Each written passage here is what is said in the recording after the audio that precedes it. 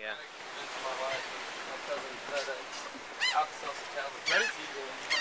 Oh, really? What happened? There's Jonathan and Livingston.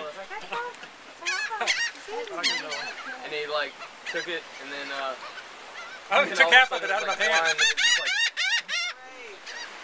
Come on, Jonathan. Here he comes. Ah! After 4 weeks of sea, we're concerned for Ross, who seems to think that there are birds that are out to get him, and we're worried about him.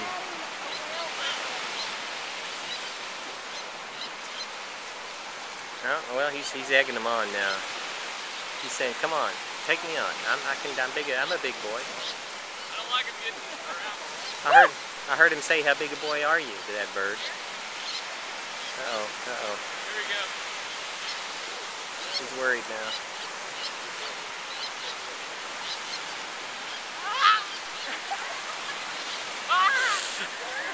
See what I'm saying?